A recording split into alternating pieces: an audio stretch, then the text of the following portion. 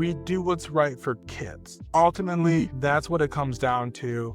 It doesn't matter what bill passes. It doesn't matter who's in office. It doesn't matter what party is in charge. All of those things. We do what's right for kids, and we find a way to do it. And we also find a way to do it in alignment to, in my world, IDEA, right? Yeah. EL 94-142 IDEA, or in Michigan, it's MARS, right? The Michigan Administrator Rules for Special Education. We want to make sure we align with those things because people have put in so much time to make sure it's done equitably. And we want to make sure it's done with empathy, but also done in a way that is sustainable and really leads to lifelong success, and recognizing that success is defined differently by the person. Hello, everyone, and welcome to the Brighter Together podcast. My name is Janet Courtney, and my special guest today is Anthony Barnes. Anthony is the Secondary Special Education Coordinator at Kalamazoo Public School District, and that's in Kalamazoo, Michigan. Anthony, welcome to the podcast. Thank you. Thank you very much. So, Anthony, tell us a little bit about you and your role at Kalamazoo. Sure. So like you said, my name's Anthony. I am the secondary special ed coordinator. So what that means is I help run and coordinate the special ed program for our secondary students. So that's in Michigan, in Kalamazoo at least.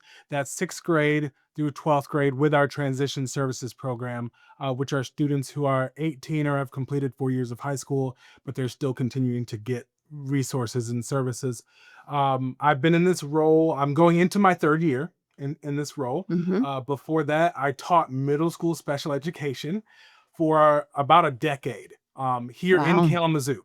So I taught in Kalamazoo. I'm now an administrator in Kalamazoo. I graduated from Western Michigan University, which is here in Kalamazoo. So, yeah, this is really my home and my community. Even so much so that my wife is a 3rd grade teacher here in Kalamazoo. Nice. So we have really integrated ourselves within the community.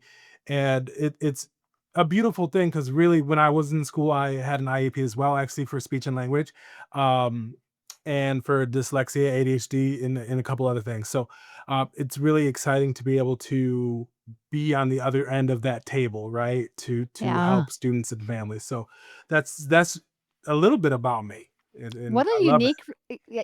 unique position, or for empathy and understanding that you have perspective. That's the word I was trying to get to, the word perspective. What a unique perspective you have, because you've been there, you've done that, and obviously you are amazing. You're doing amazing things, and that's fantastic. So Thank you. That's one of the reasons why I decided to leave the classroom and go into administration, is because I recognize that I have a different perspective than most people in education, especially in administration. And also it's kind of, that saying of you want to be in the room where it happens, where the decisions are made. And when given that opportunity, how can you turn down the opportunity to Right. be at the table where decisions are made, and especially representing a group that is overrepresented within special education? And by that I mean Black males, right? Okay, So right. there's a lot of, Black males that are overly represented and identified in special education. So how can I not be a part of helping the next generation, come up and also allow them to see someone who they may identify with a little bit more, And right? successfully Yes. completed. Yeah, absolutely. So I want to touch on that just a little bit, if you don't mind. It's important that people understand, and if there's somebody listening that isn't necessarily directly in education, why are Black men, Black males, Black boys identified more than other genders or races? Why is that? There's a number of reasons why it could be. I don't want to get into too much Yeah, speculation. I'm asking Right, for generalities, and I right, know IEPs are not 100%. general, but yeah. Right. And some of the generalities is when we're looking at development, right? Men and Mhm. women, just starting there, X, X, X, Yeah. Y, Yeah. develop differently, Right. right? And We've boys probably tend all to be heard that. slower, right? Yeah. Absolutely. Men develop Yeah. slower. And my wife Mhm. would 100% agree with that, right? Yeah. And I just turned 34 last week, and I think I'm finally developed, I think. We'll see. Right, yeah. But it's biologically, it's been shown through science that men just develop a little bit slower. You know, the XY chromosomes develop a little bit slower, and then you factor in on top of that, just there are some cultural differences that Mhm, some of our tests don't really account for. And when I mean cultural differences, it's the behavior, right? So mhm. growing up, for example, growing up for me, if I knew the answer in a situation, I would shout out the answer. If for example, if I was at church, right? If the preacher said, who knows the answer to this, I raise my hand, I'm excited, and I shout out the answer. Now, if you do that in a classroom, right, that might be disruptive, that might be, disrespectful, depending on how you defined respect, Right, right? right. So a lot of Mhm, these assessments that have been, and they're getting better over time, but some of these assessments aren't necessarily most culturally sensitive, right? Or mhm. open. Right. And so that leads to over identification of certain Mhm. groups. On top of that, just pushing students to, in a positive way, pushing students, academically when they may not be cognitively ready for that, identifies Right. a different group of students. And I can go on and on and on. But Yeah. what I have found in my experience is people like me, like I said, I speech and language impairment when I was young, ADHD, dyslexia. I just learned differently, right? Right. So Yeah, it's neuro I love the term neurodivergence because yes, it exactly, really just is about how our neurodivergent. brains are wired. Yeah, Right, absolutely. and there's nothing wrong with that, and we Mhm. as educators and professionals have to learn to flow and move with that. So, a lot of people, a lot of black males like myself get over identified with in needing an IEP, and sometimes it's for the social emotional part, right? Needing help Mhm. regulating their emotions depending on how people are raised and how they're grown up and the different coping skills they've learned, right? Right. Um, so there's just a lot of factors leading to Right. why some groups are over identified, and it's we really need to make sure we know the difference between a disability and just a difference, Right. right? I Right. learn and Right. function differently. That doesn't necessarily mean I need an IEP eligibility area, Right. right? But sometimes you do, and there's nothing wrong with Right. that. But also, now in the state of Michigan, we're doing a lot of talk around dyslexia. And Yeah. people can have dyslexia and learn it to read differently, which learning to read the way humans read is not a natural state in my Mhm. opinion. I've done some research around that. But the state of Michigan is recognizing that dyslexia is something that we need to address, and it's not necessarily through special education. You Right. know, Yeah, yeah, that's good. That's really, really good.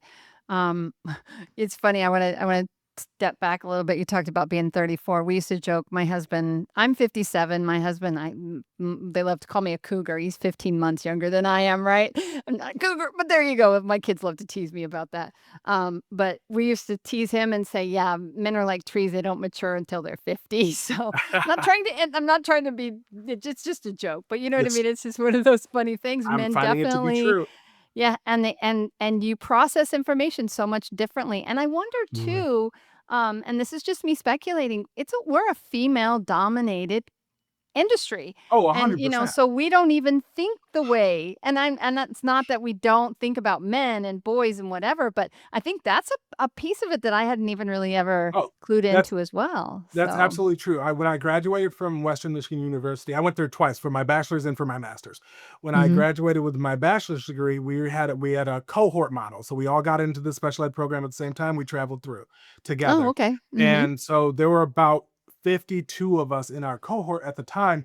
Three of us were men. We're men. Yeah, 3 Three of men. us were Yeah. men, and to my knowledge, I believe I'm the only one still in the field of education. Wow. Wow. Right? So there are very few men in, in the world of special education. And in my department now, I have a director who is my direct supervisor and two other coordinators within the special education department.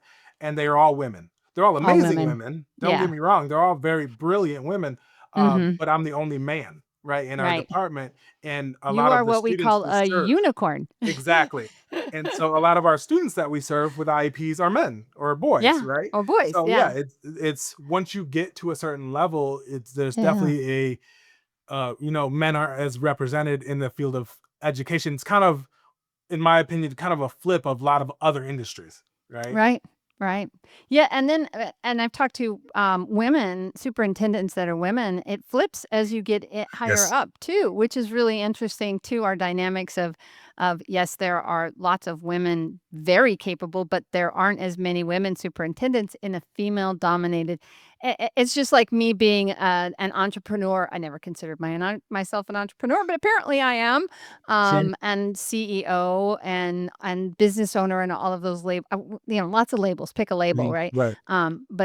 But because I'm a female, I'm in a minority group, and it's like I don't feel like a minority. I've never in my life felt like a minority. So, I'm too strong for that. And I think that Right. that's true, anybody that's in a position of leadership, you lead with empathy, obviously, which I it's very clear that you do, and that's exciting. But also, don't carry a chip on your shoulder, right? It's like, let's get you what you need. Let's get you, but also strive to be the person that, and here we go with my faith. God wants you to be. That's my faith. I don't, I'm not gonna hide it, but Absolutely. And absolutely. when I think about it, I strive to be the person I needed when I was a kid, Right. Oh, right? beautiful. That's a beautiful thing. Yeah. Who do I wish? And I had some amazing teachers growing up, which is one of the reasons why I wanted to be a teacher. I want my best friend's mom was a special ed director when I was in school, and of course, my mom is a wonderful person.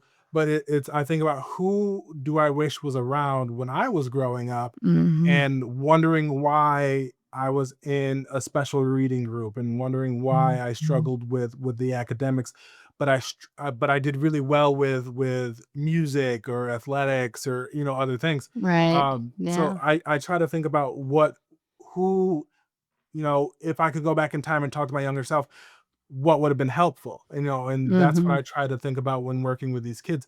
Now, obviously, there's a learning curve to everything, right?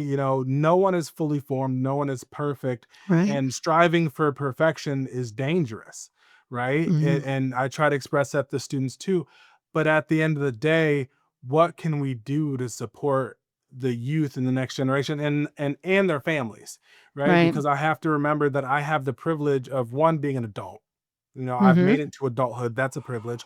Two, I have to recognize that it is a privilege to be a man generally in society. Mhm. That is a Right. privilege. And then I also have the privilege of being educated.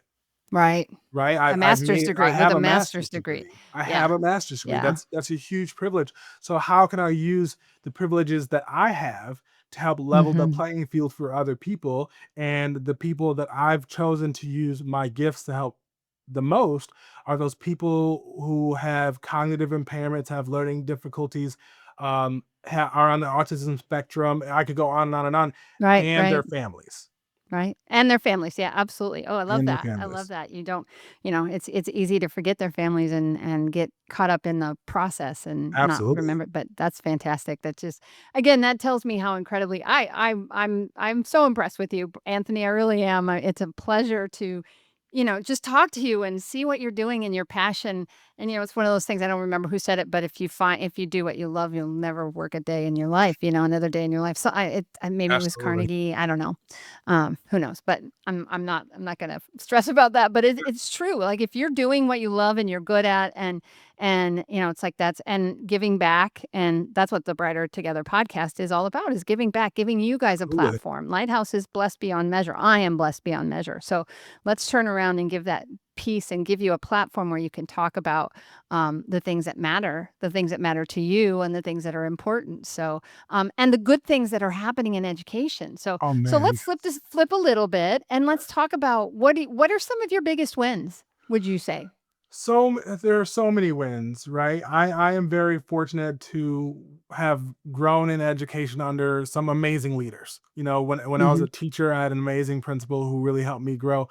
Right now, I work under an amazing assistant superintendent, and I have an amazing team that helps me grow. And so, some of the amazing wins right now, well, in Kalamazoo, Michigan, right, we have the Kalamazoo Promise, right, which means that every student who graduates from KPS has college paid for, right? Okay, moving to Kalamazoo. Yes, come to Kalamazoo, and of course, there are more, That's details and amazing. things like that, right? But all of Yeah, our students wow. go to school have the option to go to post-secondary education for free. So that's a huge win. That's And a I huge had win, nothing to do yeah. with that. I that was here when I got here, but that's I have to call that out. That's huge, Yeah, right? it is. Some of the big wins right now within my department, right? We're building systems to really guarantee that students are within the least restrictive environment, Mhm, right? Within mhm. education and least restrictive environment for some of you who may not be in the special education world.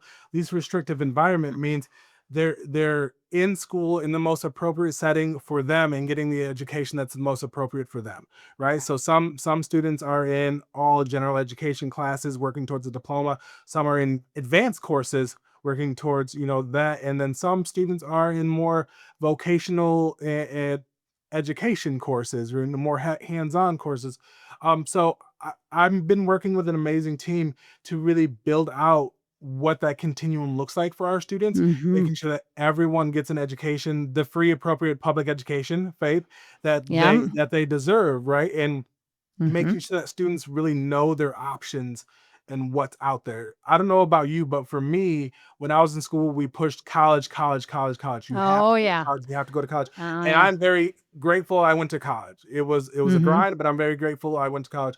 But it's also, it's a win that the tide is shifting a bit and recognizing that n- college isn't for everyone. Everybody, Right, yeah. and that is okay. Yeah. Vocational schools, getting a certificates, going to Mhm. trade schools is an amazing thing. We here in Mhm. Kalamazoo, we are opening a career connect center, career technical center. Actually, it opens up here in the fall, where we have culinary programs and healthcare programs Oh, and neat. auto body programs and construction, and that's free to anyone who applies, any student in the county who applies. And we in our district, I don't want to give an exact number, but I think we doubled the number of students with IEPs who are enrolling in those programs as Oh, a direct nice. result of Yeah. the work our team is doing, so that our Mhm. students know that they have more options. Right. If school isn't their thing, right? Maybe Right. they Mhm. need a more hands-on approach to learning and doing. They want to be a mechanic, they want to be a barber, an esthetician, a contractor, an electric, whatever. Yeah. And it's a win, no, helping students to recognize that there are so many ways to be successful contributing members of society. And Right. that doesn't mean you have to go to college. Now, if you want to go to college, that is amazing. That's the route Mhm. I took, obviously, Right. right? But I have a younger brother. His name is Christopher. He chose not to finish college, and he is thriving in the auto industry, Right. right? And I have my Mhm. youngest brother is a chef. He chose to go to college and become a chef. And he's still grinding and working in a kitchen and building up that way. So there's so many ways to go through and be successful and just to find your own path, right? And a personal win for me, and like I said, I before I was an administrator, I was a teacher for about a decade, and my very first student as a teacher in Kalamazoo Public Schools. I'm not going to share her name, obviously, Well, but yeah. my very first student, I had lunch with her about a month ago, and she's 19 or 20 now. And so we Mhm. get together every once in a while and check in with each other. And after we had lunch, she sent me a message and she said, I've decided I'm gonna go back to school and I'm living on my own and I couldn't have done this without you. And so Nice. that's a personal win for me of, Mhm. being in education, there's a lot of delayed gratification, right? You don't necessarily Yes. see the wins Yes. right away, but Yeah. just So true. knowing that I've impacted a young person, at least a couple of them, Mhm. is a win, and it drives me to keep wanting to do this work that I've been called to do. Yeah, and that's a topic that's come up a lot, on our show is that, those we don't know the impact, the Yeah, complete impact that we're having on these students' lives, and, I was just in Michigan, Lighthouse was founded in Michigan, so we were yes. there for 10 days, and we're 7. We had our 7th anniversary on July 10th, which I'm super proud Congratulations. to say. Yeah, thank you. But it's that same I mean, and we had moved away 3.5 years ago to move to South Texas because I don't like the cold in Michigan anymore. I moved down here Yeah. to get away from the cold. But it was so good to see people and the impact that you have on your friends and the people that you just interact with every single day. You don't even realize that level, let Yes. alone being somebody that's their mentor and their, somebody that has the empathy that you have and just the all of those things. It's just like we used to talk about, each student is like a drop of water, and every Mhm. time you touch their lives, that ripple that goes out. Well, when you have hundreds of kids that you've served, that's not just a ripple anymore, it's a big old wave, right? And I've Absolutely. said that on a video before, but that's exactly what you're doing is you are impacting lives for the future. And that's the thing that educators, we don't get a, we, this platform exists and we're here because the amazing things that are happening. And I'm tired of people getting beat up in education because of political stuff, so Yes. kudos to you for what you're doing. And, I love the fact that that you've made this impact so Thank you. fantastic. And Yeah. you're right, there's so much political stuff happening right now in the world, and my boss reminds me of this all the time, and my team, and anyone in education, it comes up all the time. We do what's right for kids, Yes. right? Yes. Ultimately, Hmm. that's what it comes down to. It doesn't matter what bill passes, it doesn't matter who's in office, it doesn't matter what party is in charge, all of those things. Hmm. We do what's right for kids, and we find a way to do it, and we also find a way to do it in alignment to, in my world, IDEA, right? Yeah. Yeah. 94 142 IDEA, or in Michigan it's Mars, right? The Michigan Mm. Administrator Rules for Special Education. We want to Right. make sure we align with those things because people have put in so much time to make sure it's done equitably, right? We Right. want to make sure it's done with empathy, but also done in a way that is sustainable and really leads to lifelong success, and recognizing that success is defined differently by the person, Right. right? Yeah.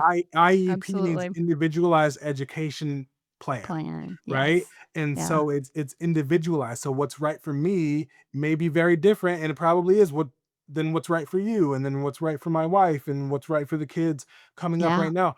And just recognizing the fact that right now that where I'm speaking for myself, I'm in a generation right now that has lived through the invention of the internet, right? I Mhm. was there, Mhm. and smartphones, and all of these different things. But how do we utilize these tools for the advancement of the youth, right? But Mhm. also not being afraid of what's coming next. Yeah. Not being afraid of AI and the chat Mhm. And GPTs and it's all of those things, coming. It's coming. I because was it's doing some coming. So yeah, how do we it's not use going those away. things to our advantage to Mhm. help the next generation of students? Um, and it's truly, it's a beautiful thing. So just remembering what we do is for the students, Mhm. and I love being able to do, take part in things like this because it really does give us a voice and a platform. So I'm very grateful for that, because education in general is a very thankless job, Yeah. and that's okay, because that's not why we do Mhm. it, That's not why right? we do it. Yeah. That's not Yeah. why we do it. But Yeah. at the end of the day, we need people, policymakers, the auto shop mechanics, the restaurant owners, the people who don't work in education, to understand what it is we're here to do, and the impact we're attempting to make Right. for the future, right? Right. And every job is important, every field is important, but only education impacts everything, Yeah. And right? it So is we are and educating I the kind of next mentioned it generation for earlier. sure. Yeah. I kind of mentioned earlier, but the human brain isn't wired to read, right? We're not Mhm. born knowing how to read. We're born knowing how to communicate, and that the way we communicate morphs over time, right? Right. First, it's crying and cooing, and then eventually it's talking, and then all of these different things. Well, we're not necessarily wired to read. Well, in order to be successful in today's society, we have to be able to read at a certain Right. level, Yeah. right? For sure. And Mhm. in order to do that, you have to experience some level of success within the educational system. And how do we guarantee that? And then how do we bring in people, families and parents who may not have had a super positive experience in the educational system, and still get them to buy in enough to help them be more successful and their children and families to be more successful? Yeah. That's what Yeah. drives us every day. Yeah, and that's exactly it. Our mission at Lighthouse is is to be a therapy company run by therapists for therapists, but at the end of it is for the betterment of students. Always, we always, just like you guys, put the kids before anything else. Make sure that the students are getting the services that they need, and partnering with the schools to do that is what we do. It's what why Absolutely. Lighthouse exists, and my pat. And it's funny you were on an IEP. I guess I would you would consider an IEP. I had speech therapy as a child as well. I couldn't say my S's. I didn't have these two front teeth for 2 years, and gosh, it affected my articulation. Imagine that. There's so many things that we know now that we didn't know back then, and they didn't even teach speech therapists when I was in college about dyslexia. So there are therapists my age that are having to catch up. We're having to do a lot of continuing ed to make sure that we can help because we should be helping. Absolutely. It's one of those things where it's like it was kind of carved out, and just the way we think about things and the way that things are moving and where we're going is really all positives. I think there's so many. We just have to make sure that we're ready and that we continue to do what's best for the kids, right? Absolutely. So, Continue to yeah, do go what's ahead. best for the kids and encouraging the current students and other people to join us in education, right? There's Yeah. such a teacher shortage right now, but there are so Mhm. many people that I've met in my lifetime that have the heart and the passion to teach, right? And Mhm. and Yeah. when I was in college, it was a very competitive to get into the special education program, right? You had to apply, you had to interview, and then eventually you got in. And but now the numbers in education are so low, and teacher prep programs are so low that I have a hard time finding quality qualified teachers that want to teach our children. And it's not because I truly believe, I don't think it's because people stopped caring. I don't think it's No. because no one wants to teach. I think it's because we're losing sight of how beautiful it is to be a teacher. And Mhm. oftentimes when you hear about teaching in the media, it's this is what negative thing that happened in a school, or this Yeah, is you only hear the about the bad stuff for salary, sure. or Yeah. this is Yeah, the this or that, exactly. which all of those things need to be addressed. Don't get me wrong. Right. No, You're I right. agree with you 1000%. Yeah. Right. Yeah. But I want to hear more about those light bulb moments. I want to hear more Mhm. about the collaboration between the teachers, the principal, the central office staff, the parents, all those Mhm. stakeholders, and what are we doing to teach the whole child, the Mhm. social emotional needs, the academic needs, but also how are we teaching what I would consider the hidden curriculum, right? How to be a good person, how to have empathy for each other, how to Mhm. be polite and what that means. Because polite for me may be very different than polite for you, but teaching that we can all coexist, Mhm. you Right. know? Right. Yeah. I recently did because you have to do continuing ed. I'm still in SLP even though I'm not directly seeing students Sure. anymore, but, it's like it's something I've had for 30 years. I'm not anytime gonna give it up. Absolutely. Um, and one of them was on implicit bias and how all of us come at it from our world, from our worldview, and understanding that there are different views. That's that empathy piece if you can, Absolutely. and teachers are really good at that. Teachers, good teachers, there's good teachers and bad teachers. We all know that, but Sure. there's way more good teachers than education is giving or the media or whatever is getting credit for. But Absolutely. yeah, that piece of it is just, so that and that was it. I mean, I'm not a big fan of continuing ed and I'm not someone that loves doing them.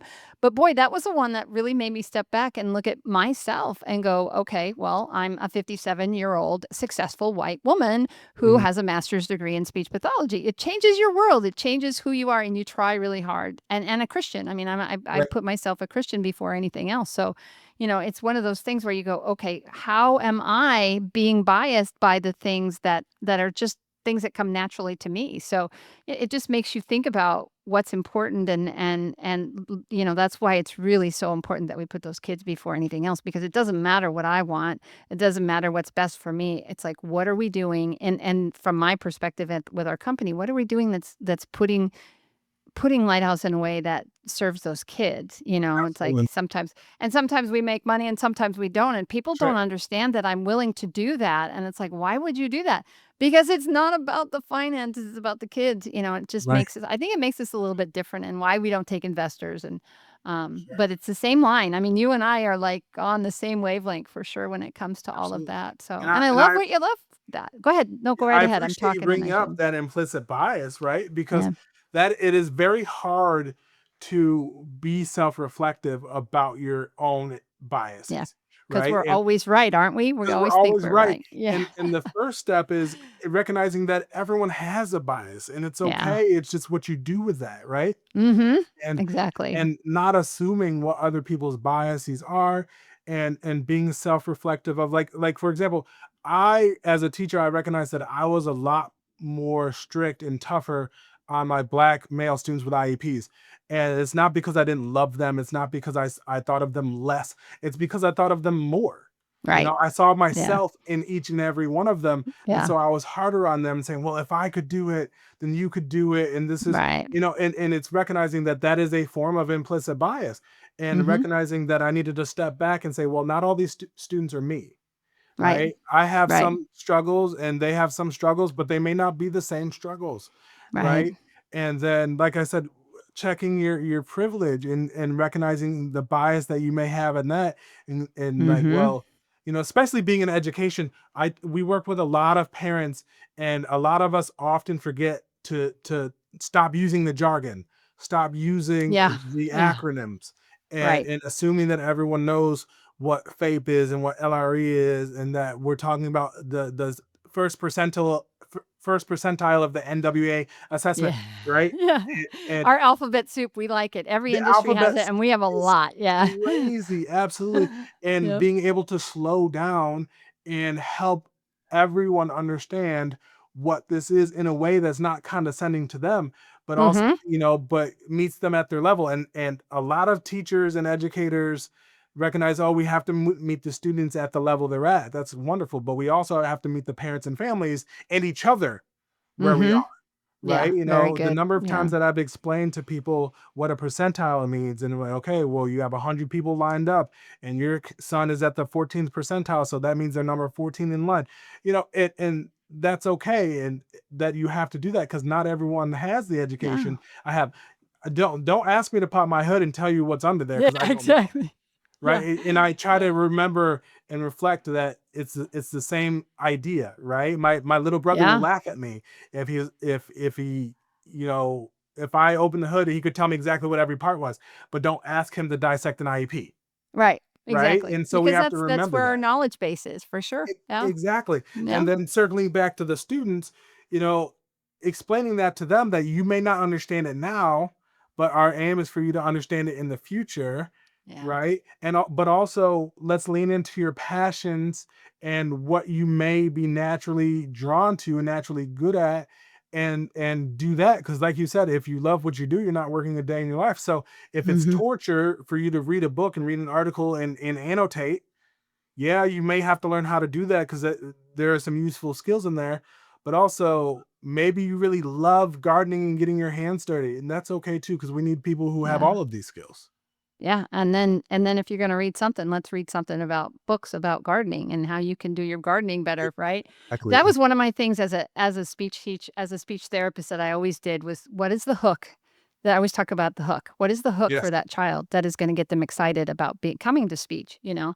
I had one little girl, you're talking about middle schoolers, and we are long, so I apologize for those that's of you okay. that are listening. This is long, but it's been really great. It's been a really great conversation. She would come to my room. She did not wanna be there, and it was like, ah, I the it she would come and she'd have this hood on with the big fur around it, and she would cover up 90% of her face because she didn't wanna be there, and I was like, "How do I get this girl to just even pop out of her shell a little bit?" So half the time in our sessions, for the first 5 or 6 sessions, I was the one that was just talking, just I was glad that she was there. She was sitting there, and I'm like, "I'm gonna tell you everything I can about me. You can work on listening skills, whatever it is." And I started talking about a book that we were reading because I did lots of read alouds with my kids, and that was something even into, high school. I mean, I was still it was just a fun thing that we did as a family. Absolutely. It's great, reading Tolkien. It was so Yes. cool to be able to I mean, you don't read those to a 2-year-old, right? And all of a sudden I said, "Oh, yeah, and we're reading this book and, it's a book." And all of a sudden she, like, perked up because she was reading that book, and I was that thing. I found that thing for her, the thing that meant, and that's such a huge win. And those are the things that we celebrate and that make a difference in a child's life.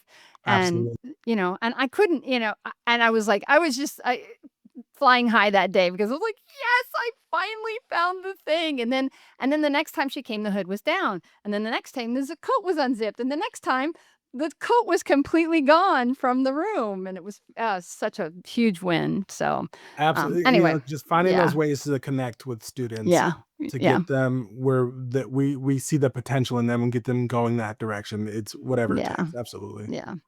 Well, Anthony, gosh, what a great conversation we've had. Yes. I really enjoyed speaking with you. Where can people go if they want to learn a little bit more about Anthony Barnes or what's happening at Kalamazoo Public Schools? So kalamazoopublicschools.org is our website. You can log on, you can see all the cool things that are happening here in Kalamazoo, Michigan. I'm on social media. Feel free to friend me or follow me. I'm on Facebook, Instagram. I have a LinkedIn. I need to update it, to be Mhm. honest, but I'm there. But feel free to follow me. I try to post some inspirational things and then just updates about my life. But if you really, Kalamazoo Public Schools, Kalamazoo, Michigan, the Kalamazoo Awesome. Promise has their own website for you to explore. And then K Risa is who runs our career center. So check them out too. They're doing some really What great. is when you say K Risa, spell that out for me. Just that's Oh the only yes, one I so don't, it's the yeah. Kalamazoo educate Kalamazoo Regional, is it Regional Education. RESA? Yes, regional education. KRES. Oh, Yep, okay. it's I'm our sorry. ISD. So So it's KRESA is yes, K-RISA, and that yes, is the there alphabet soup. the yeah, and that is in Kalamazoo, and that's okay, and that's Yes. where the like, your career center No, our type. career center. Yeah, So the nice thing about Kalamazoo, Kalamazoo is a city, and there's Kalamazoo is the county. So right, there's actually two, and right, so the career center is open to the students in the county, which is a beautiful right. thing. Yeah, yeah, for sure. Okay, well, Anthony, thanks again for being on the Brighter Together podcast because, we really are brighter together. Yes, we are. Thank you for the invitation.